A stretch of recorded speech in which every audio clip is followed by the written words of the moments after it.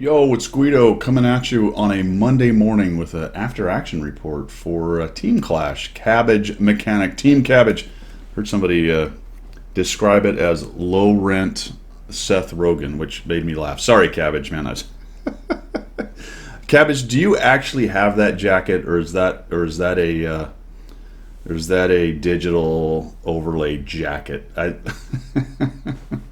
If you actually have that jacket, you have to wear it around San Antonio there. So anyway, I liked this event. I think we're going to end up in second place. I'm doing a lot of this on Sunday, so by Monday when you see this video, it will have been over. You can see that I got to level 11. I didn't realize you could actually keep going and get a bunch more bonds and stuff along the way. So there were some decoration things for your tank. You could get some styles.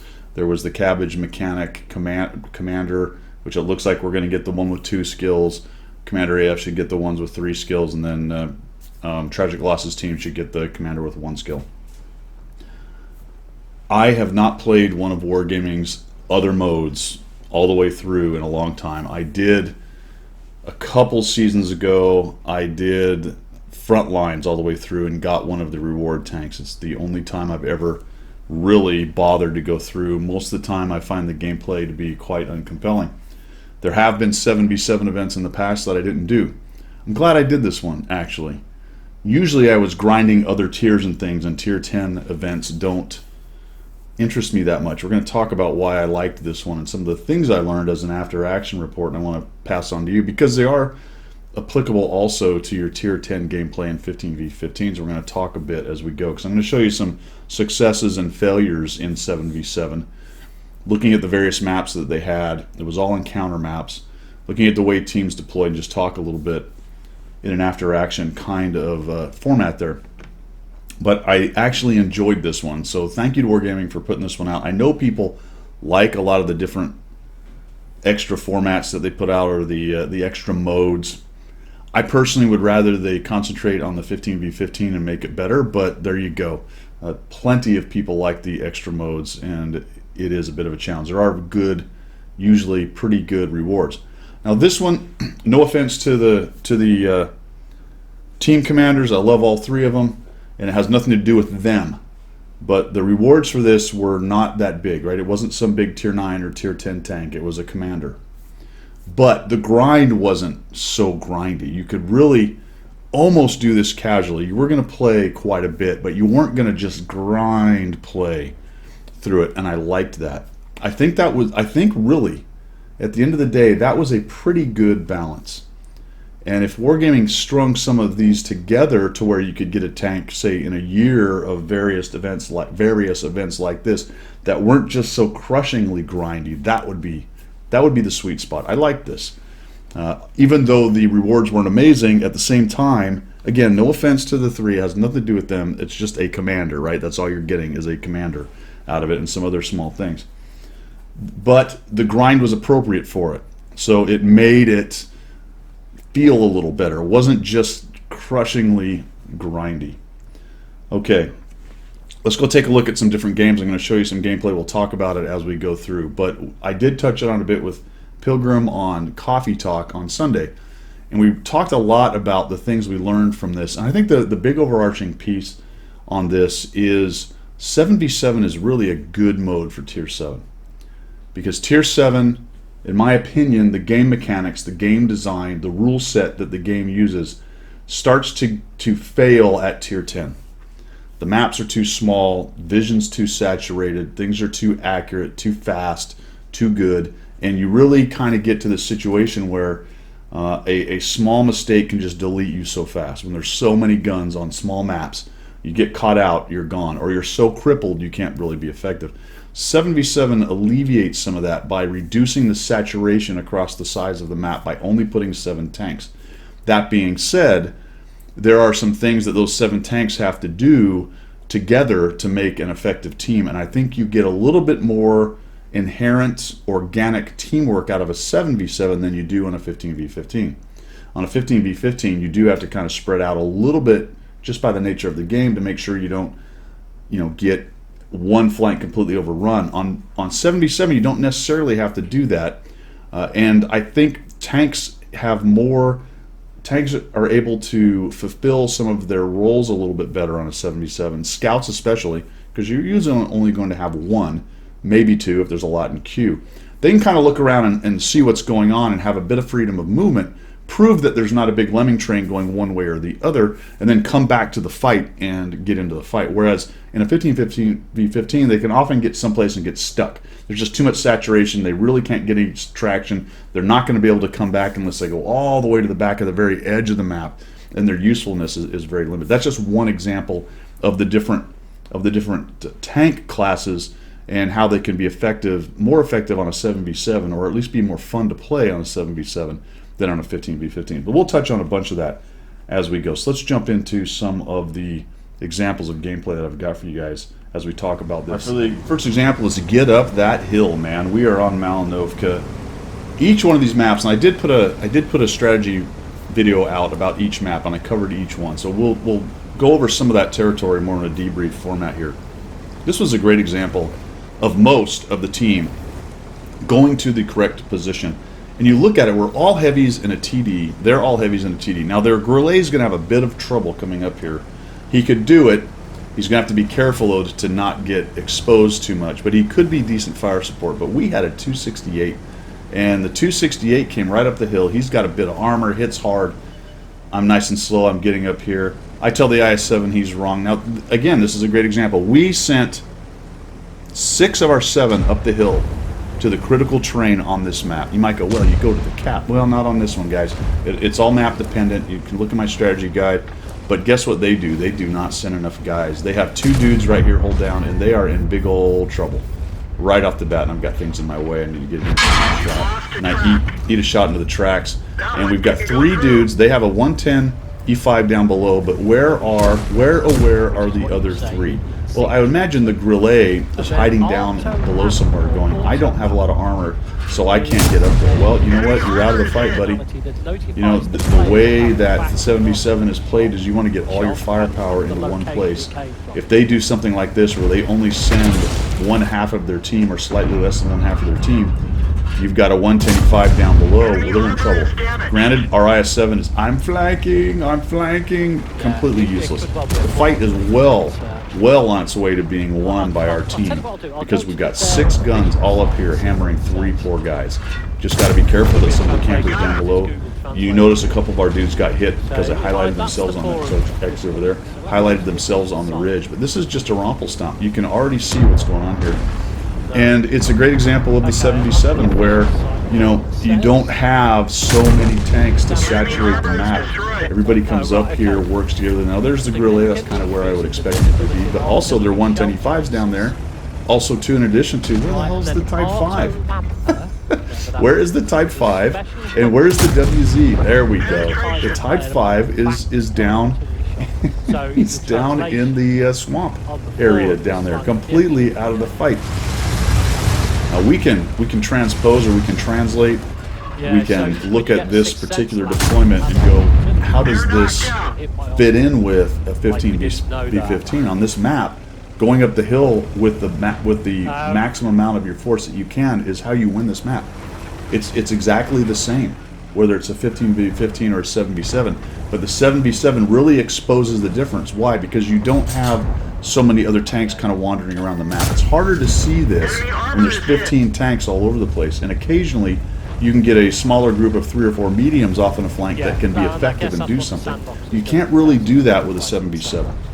There are some maps, some potential situations where you can have a platoon of mediums that can do that, but it's very difficult. I come down here and actually don't get the shot I wanted, and I lose a bunch of hit points around on this guy. What did I just lose?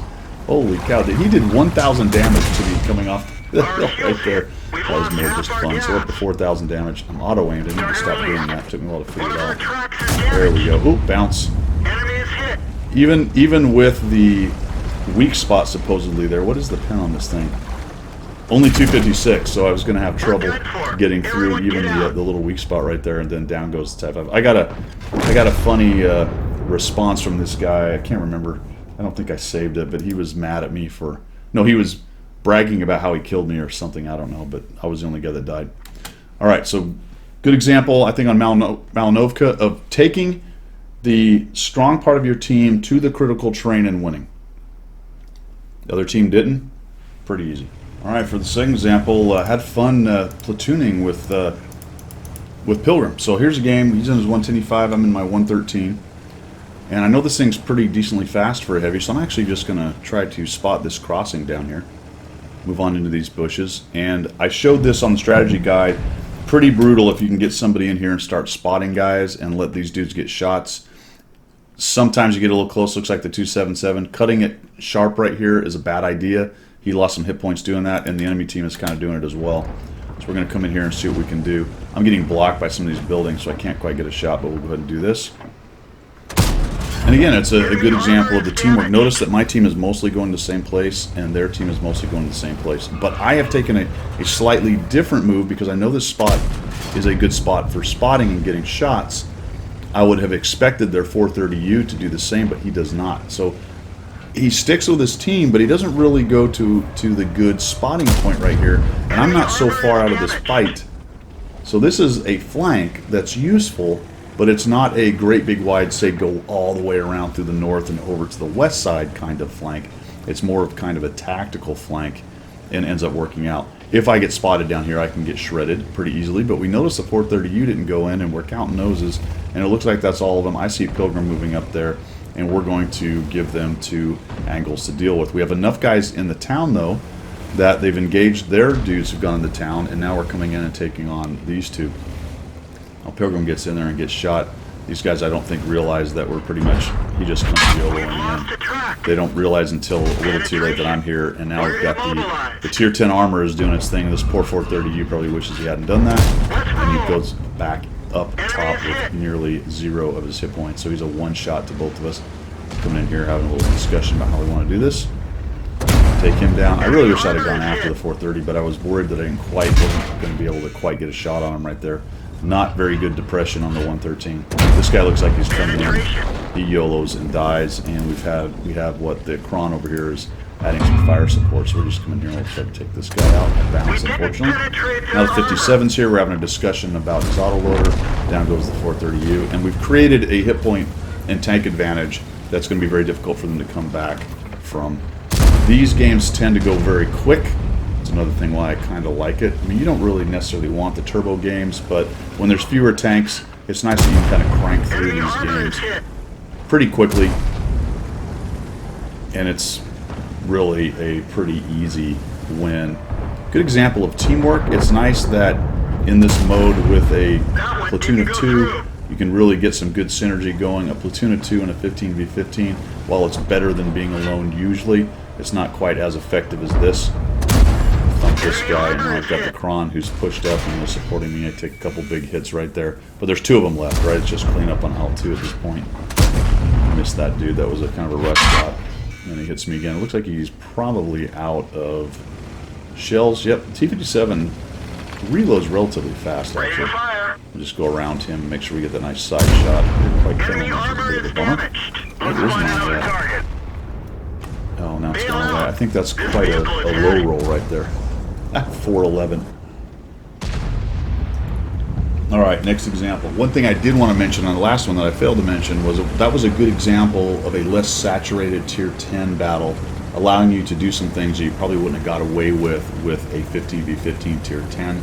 Very unlikely I would have been able to get into those bushes. Would have been light tanks doing that right there, and it wouldn't have been effective. You take a platoon moving along that edge that early in a battle in a 15v15, we disappear because of all the TDs and crap that's sitting in the back, right? So because we got that good SA on where all 7 of their guys were, we were able to be a little bit more flexible and a little bit more dynamic, rather than the kind of lockdown that 15v15, especially at tier 10, does on the small maps. So I think that was a great example. The enemy team could have done the same thing that we did, you know, so that early SA was hugely important. We come around there, we figure out that they are sans anyone out in the bushes right there, and we're able to make a move you would never be able to make otherwise. The 277 just rams me. On this one, Pilgrim and I discuss what do we want to do, go up the hill or not. we're kind of having a laugh at the 277 BBs down the banana road, and we're thinking there is no way that anyone should go to the banana road. But very interestingly, we take 3 up top, we kill one of their guys off. They have 3 on cap. Now this is a problem. There are a lot of guys on cap, and we've got to get down there and figure this out as soon as possible. So I think you go up the hill, you win, you get off the hill, you come down, you take them on. But these guys are trying to fast cap, and they're actually fairly close to being able to do that right here. So we're just going to kind of charge down around the corner. We're looking at taking a shot at this guy right here. Boom, so he takes a hit. Somebody gets a shot on him. Looks like the JPZ saves the day. Enemy armor is damaged. Does a nice job getting the cap, takes some of their hit points down, and now we're at 12 seconds. Super Conqueror's making a runner. We got guys trying to get to cap. Good shot on him. We got 5 seconds. Is the JPZ going to be able to save this for us?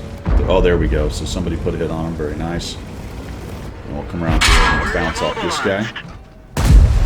We didn't penetrate their We armor. both bounce. I need to wait till I get reloaded. Oh, take another hit from him. Those Super Conquerors really do reload quickly.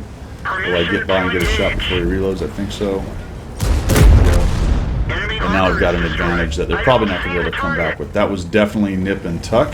So one of the dangers about going up the hill, I know I'm going to get some pushback. It was definitely the JPZ that kind of saved us right there. So a bit of a glove save situation. If they do rush the cap, you can have trouble if you get any kind of delayed up on the hill. So it was very lucky for us that the JPZ was able to get in there, sacrifice himself, and knock them down. But they're now in a situation, hit point wise, it's going to be very difficult for them to come back. Although they're doing an okay job of it right now. They are consolidated.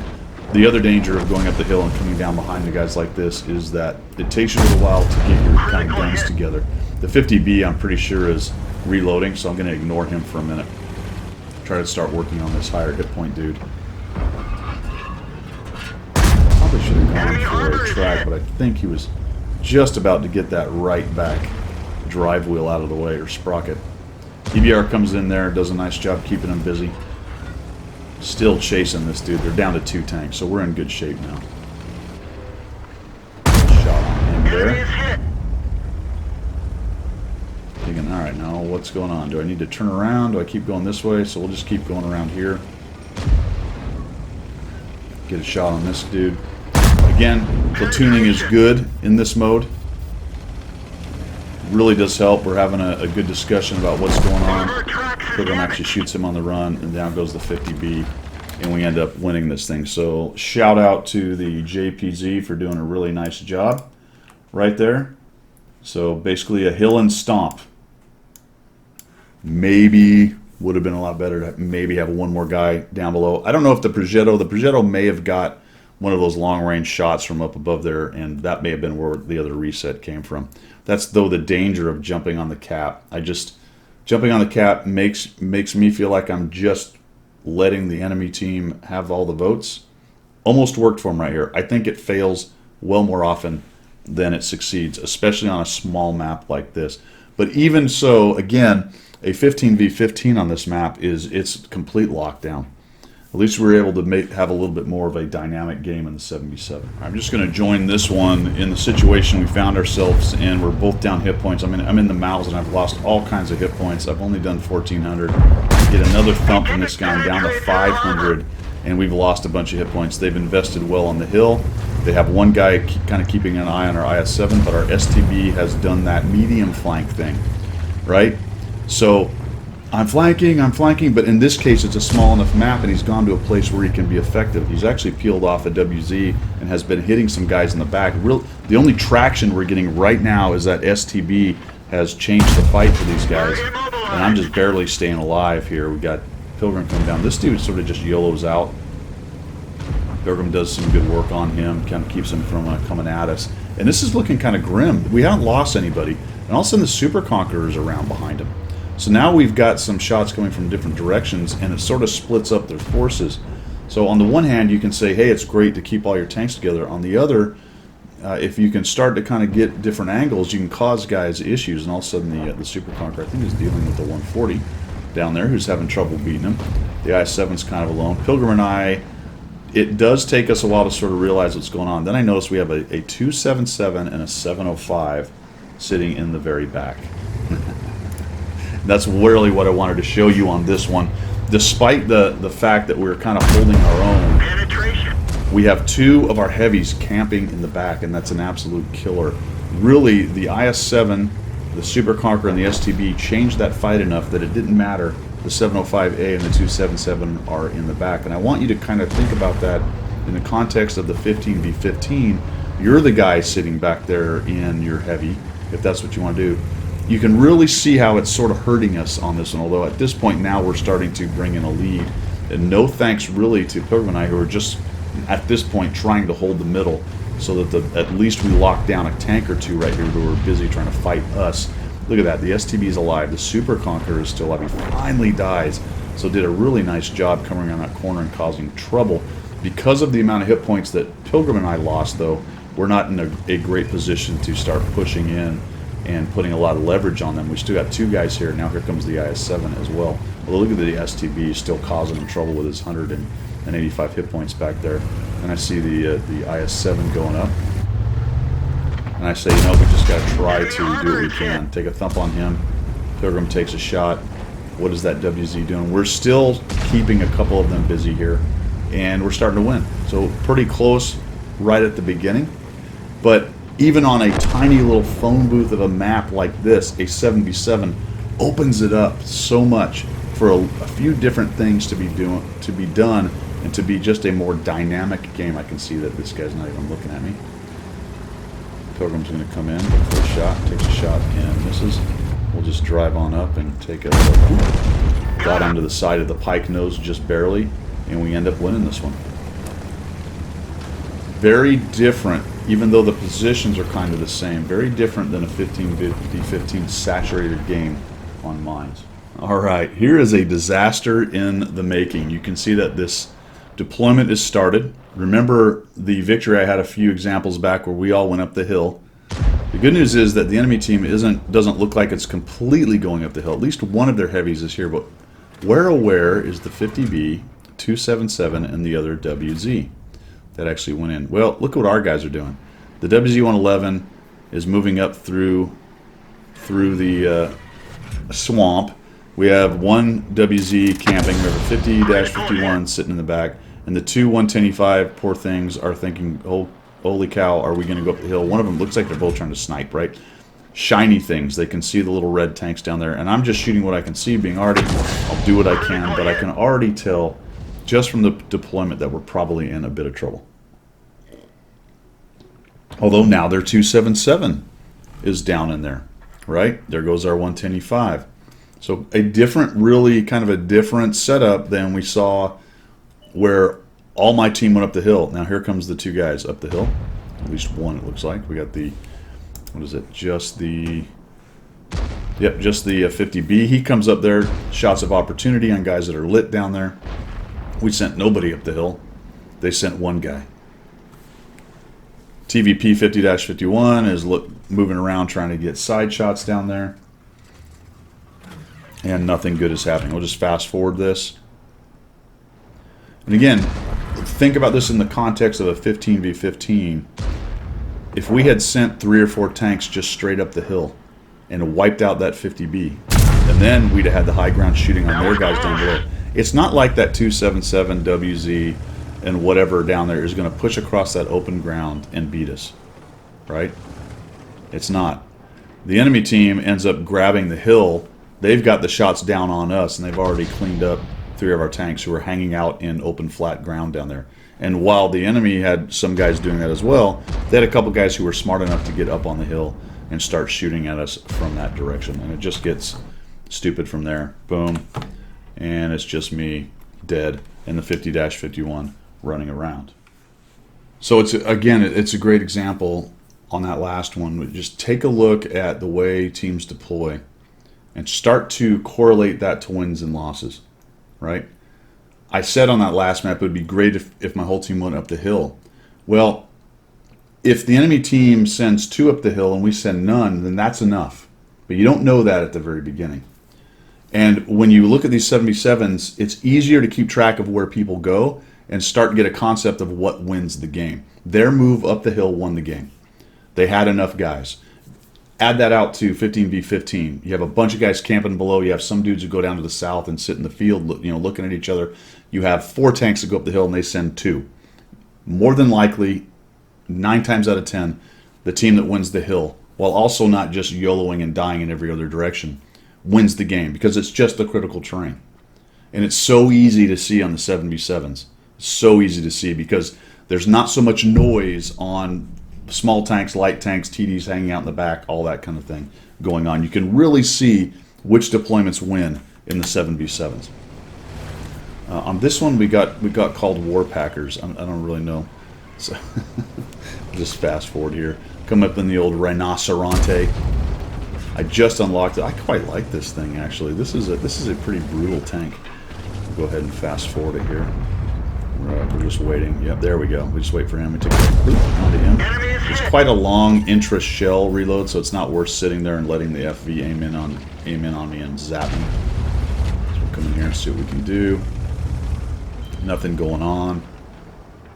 That dude is down hit points. We've already created quite a hit point advantage, even though we have lost one of our tanks. So I'm going to go ahead and leverage the situation, but this deployment is interesting to me because we did not bring a lot of guys to the corner, but the JPZ and the FV, because there's no artillery, can lock down this road. The Progetto's kind of watching back here, and we're moving up through here. So it really starts to look a little bit like an organized team play kind of strat. Not quite as organized and people all in the spot, but you get the idea that it's, look at us all in one place, watching a couple different directions, able to, based on where we are, react to that threat right there. And they sent a bunch of guys through the field and nobody down through the middle right here. So I'm looking to try to get rid of the FV 4005 and the 268. Unfortunately, I'm a little out of the fight for what's going on behind us, but I look at my team, they've got it covered. So I'm just going to come in here and not allow the 4005 and the 268 to get in amongst us and cause issues. The reason I'm so far away is so I can kind of do this and not be seen until I come around the corner. It didn't matter, he was waiting. Puts a shot on me, but I know his reload is so long that there's no way he's going to get another shot as I come around, just auto-aim him. Looking for the reload, we've got a couple of them down. They're stuck on the corner back there. I'm thinking, all right, do I need to go get the 268 or kill them? A quick look at their hit points as I went by, it tells me that they're all kind of hurting minus one dude. So let's not let the 268 get in behind us here, and we'll start taking them down. So I'm a little bit out of the fight, even though I would say I went to the critical terrain. Based on the way this one happened, I was a little bit out of there. Not going to get a shot on him, can't even highlight it. Do not want to allow him just to have 750 for no reason. There's still a lot of tanks on the enemy side right there. He gets himself behind the rubble pile. That gives me the opportunity to move up without being shot. And I'm thinking, hey, Progetto, you got lots of hit points. Just go out, take the hit, and we'll take him down. And this is causing us a little bit of lost time. 430U's pushing in. I keep checking the mini-map, so I want to make sure that they don't lose. And I'm thinking, all right, I'm just going to side scrape out. Whatever, if he shoots me, he shoots me. There we go. Penetration. There we go. Why that guy would not force the situation, I have no idea. He was waiting, trying to bait the shot, which I get. But really, with 2 of us there, the important part here is with 2 of us there and only 1 of him, and a good number of their tanks alive, we needed to take him down as soon as possible. One of us had to take the hit. He should have, at 1,400 hit points, taken the hit. I guess I could have gone out and done it myself. I was a little bit surprised. I figured the way he was doing it, he was going to go, but we needed to take him down so we could then flex back over and take these guys on. And I don't know. I don't remember if it was... Did the comm already come up? I'm not sure if the comm's already come up or it's going to come up later. Maybe it was a message in the garage, but something about good job Warpackers. I don't know.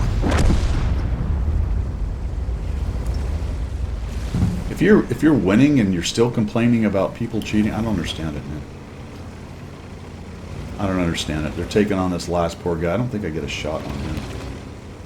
We're gonna wait though, because I want to see if the Warpacker comment comes up. Maybe it's already gone by. I don't know. There we go. There we go. Did it come up? Did it already show up? Maybe it did. I don't know. Victory. All right, let's move on.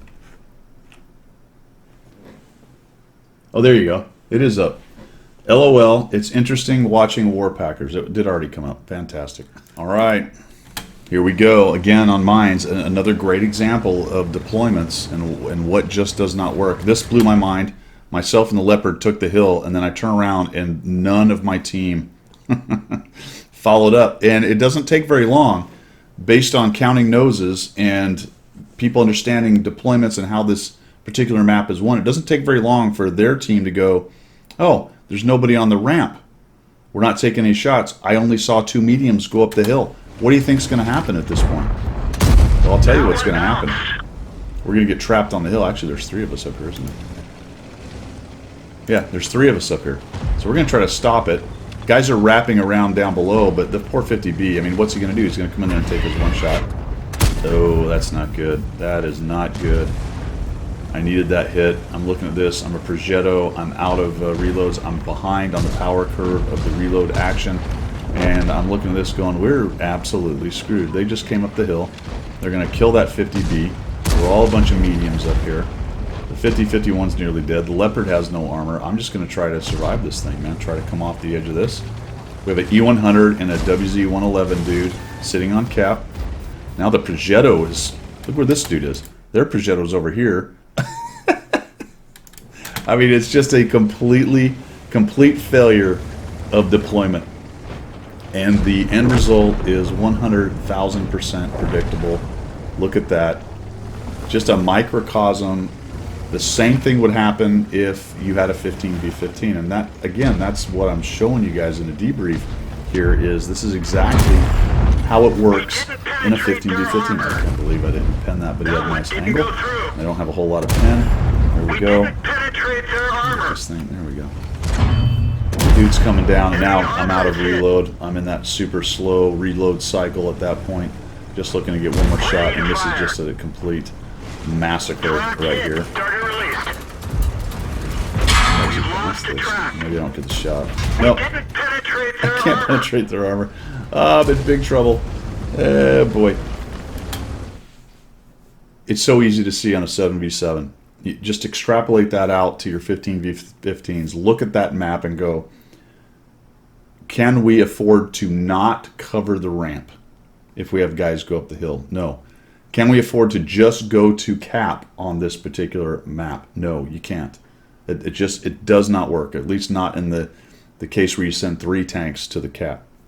Right? Can I afford to come wrapping around the south of the hill with my 50B and get caught out? No, you can't.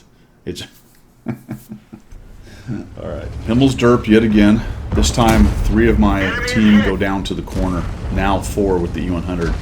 I saw the Progetto myself, and the Leopard said, well, that should be a significant force coming up the hill, until I realized that they sent a good majority of their team, at least 1, 2, 3. So they sent 4, we spent. They sent 4, we sent 3. Oops, a guy came down the banana road. Now we're sandwiched. This is not good. There goes the Progetto. I'm all alone. All by myself, and it's time to run. So I get shot. Holy cow, here they come. Time to get off the hill. I wish I could turn my turret faster. I'm just trying to get around the corner and live. This thing turns like a boat. Oh boy, this is going to hurt. Yep, put a shot on him. Oh geez, keep running. Oh, I'm on fire. Run away. Oh, well, at least I will give the guys down at the cap one thing. I get a shot on him. There we go. Ooh, ow, oh boy. I will give them one thing, the guys down on the cap. They did push into the one dude they found. I am getting a little bit of help now. They're knocked out. But holy cow, look at all these bad guys. They're all over me like stink on crap. Like white on rice, all that good stuff. And let's see if we can just put another shot on him. At this point, all I'm trying to do is survive for one more shot if I can. I'd love to get the Progetto. Bounce, bounce, all looking good. Let's give another shot on this kid. There we go. Oh geez, this is going to hurt so bad. It's over. It's over, folks. Bail out. This vehicle has had it. But I think my sacrifice at the end of the day was just enough. And it was, I know, because we win this. And of course I just won the game for you special people.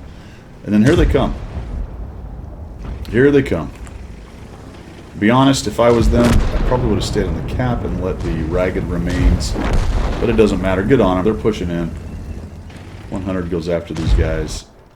And it's all over. But the shouting. I must have liked Himmelsdorf a lot. This is actually my highest damage game.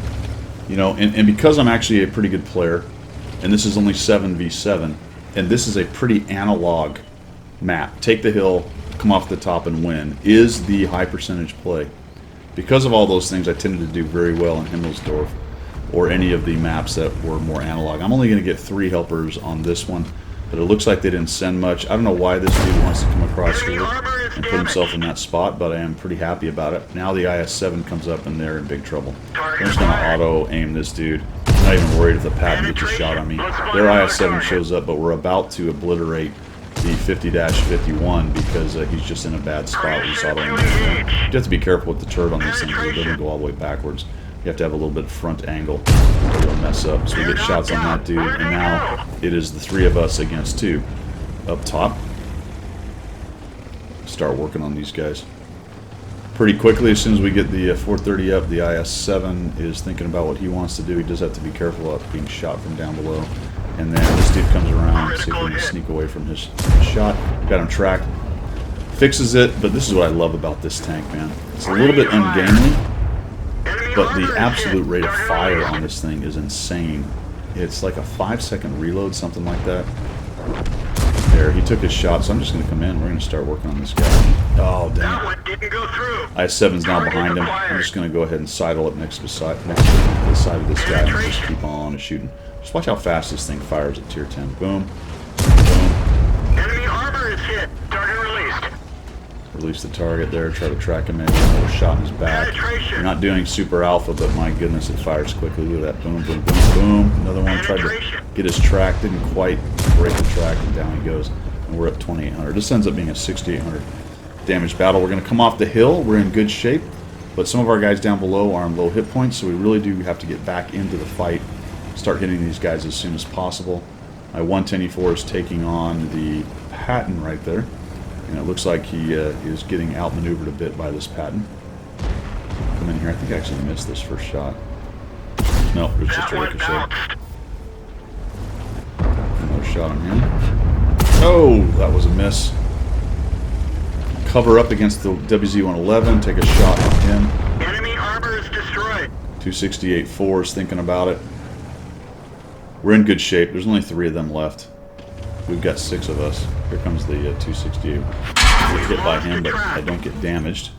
Bounces his heat off the track or the high angle of the side of the tank. I don't quite get a hit on him. And then I see the 268 version 4 is YOLOing in. He wants to kill the 110-4 very clearly. Shot on him. I should have aimed closer and tried to get into his track. Look how fast this reloads. Sneak one into his track right there. Very nice. Very nice. Come in here. Back. Critical hit. To the back wheel. Rearrange myself a little bit and then just rinse and repeat tracking this guy. I'm a little bit worried that the WZ is going to come around and start shooting me. Try to change the angle there a little bit. Looks like maybe a kit came back up for him. No track on that. Go back on out. I don't really want to give him that 750 alpha thump. They made up a little bit of ground, and they do have us crossfired a little bit here. Shot again. Finally get a hit into me. Unfortunately, it's got my engine. That does not track him. I can't figure that out, but it doesn't. Not a high alpha gun, so not that surprising. We're up to 5,300. Engine's dead. I try to come in here and get down into his lower plate, but it doesn't work. I think I actually went into his upper plate right there. You notice he's rocking back and forth. That's something you're going to see 268-4 guys do. They're trying to make it harder and change the angles on that lower plate. Because for whatever reason, that stupid tank rocks like crazy. So it's a technique, little jiggle technique. You'll see goobers who drive that thing do. I don't know why people still drive it. It's ridiculous. Down he goes. We're at 5,300. Let's see if people shot. I really love the accuracy. 265 though. That's not much at tier 10. Is he going to do it again? IS-7's going around behind him. We'll just speed this thing up. There we go. Getting the last damage. 6,270. See if we can get that last shot maybe. There we go. Well, Critical unfortunately, hit. I was way too far to the front. There was no hole behind that shot. I did get the track, though, for the 28 extra assist at the end of that thing right there. 6,290. All right. One last thing we're just going to look at the very end here of the debrief is we're going to go to a 15v15 in my mana core. And I want you to take a look, consider all the things we've talked about here, about saturation at tier 10, about critical terrain, about how the deployments really don't change, and there's more maneuver room with the 7v7s. And then start to consider that in your 15v15s on how you deploy and where you go and where your team goes, and then start looking at whether that's a good, bad, or indifferent idea. I want you to look at the deployment on this next game and tell me what you think. All right, here it is. This is a 15v15. Now it's not encounter. Noted, it's a standard battle. It is saturated with tanks everywhere. There are 3 artillery, a bunch of lights, so it is quite different in terms of the matchmaker from a 7v7. But when you consider deployment on a map, the critical terrain, and how you win this game, look at their deployment, look at our deployment, and then make an assertion as to how you think this is going to go. We've already lost 2, so right off the bat, that's a limiting factor for us. But we don't have any kind of control over here in the middle. We have 3 giant guns camping right there. We have a T-62 back on the perch back here, and the 277 and the Kron and myself are the only real tanks that are forward. We have a whole 100 LT over there and an EBR that's made it up the hill. Just look at that deployment and just consider in the context of the 7v7, if you split your tanks up in a 7v7 in this manner, how would that go for you if the enemy team was all kind of in one spot? It becomes pretty obvious. The FV, the 110, the 60 TP are not playing the game. Their M60 and JPZ are not playing the game. But their 50B, their 705A, and some others that are about to come around the corner are playing the game. And the rest of ours are in bad positions. I mean, it's pretty easy. It really is. At the end of the day, after you've played the game a little while, you're going to start to learn what the critical terrain is. At least you should. And how people get tens of thousands of battles into it and are still doing what the FV, 110, 60 TP, and the T62 are doing. Now, if you look up their names, you'll find exactly why they're doing that, because they're just that bad at the game. It really isn't a mystery. And that's why I wanted to go through a lot of those.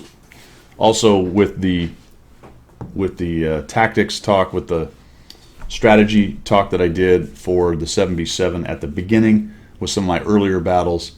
7v7 is a fantastic way to look at where the critical places are, because on the 7v7, most people are going to the critical place.